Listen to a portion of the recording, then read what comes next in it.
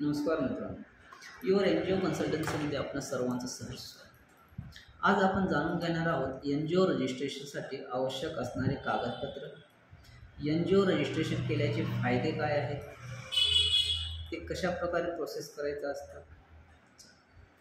तर सर्वप्रथम म्हणजे एन जी ओ रजिस्ट्रेशनमध्ये फायदा करण्याचा उद्देश हा असतो, ज्या काही सरकारी गव्हर्नमेंटच्या जे काही स्कीम असतात, योजना असतात, त्यांचे फायदे प्राप्त करण्यासाठी एन जी ओमध्ये रजिस्ट्रेशन असणे अत्यंत आवश्यक आहे. त्यानंतर महत्त्वाचं म्हणजे एन जी ओ रजिस्ट्रेशन करण्यासाठी आवश्यक असणारे कागदपत्र, हा सर्वात महत्त्वाचा मुद्दा आहे.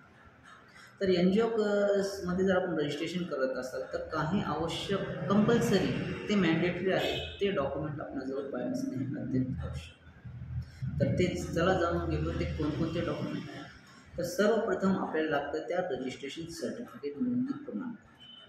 त्यानंतर त्या संस्थेचं एक आहे संस्थेचं सर्टिफिकेट, रजिस्ट्रेशन सर्टिफिकेट. त्यानंतर त्या संस्थेचं नियमावली, थोडक्यात memorandum of association and rules and regulations. त्यानंतर त्या संस्थेचे जे काही सभासद आहेत त्या प्रत्येक व्यक्तीचं या ठिकाणी डिटेल्स KYC डॉक्युमेंट आपणास लागतात. तसेच ॲड्रेस प्रूफ एक लागतो आणि त्यानंतर इतर आवश्यक कागद. हे सर्व प्रोसेस झाल्यानंतर सर्वप्रथम एन जी ओच्या रजिस्ट्रेशन साईटला या ठिकाणी वेबसाईटवर जावं लागतं. त्याची जी ॲड्रेस आहे, त्याची लिंक आहे, ती मी व्हिडिओसोबत नक्की शेअर केलेली आहे.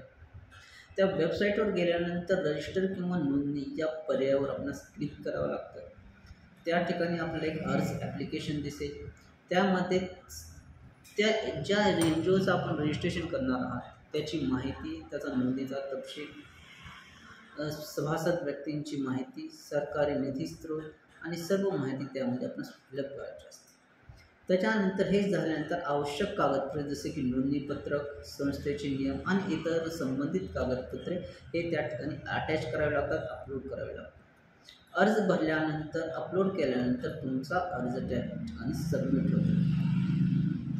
हे सर्व प्रोसेस झाल्यानंतर जो काही ॲप्लिकेशन आपण सबमिट करणार आहोत तो सबमिट झाल्यानंतर एन जी ओचं एक युनिक एन जी ओ दर्पण आपणास ID मिळतो.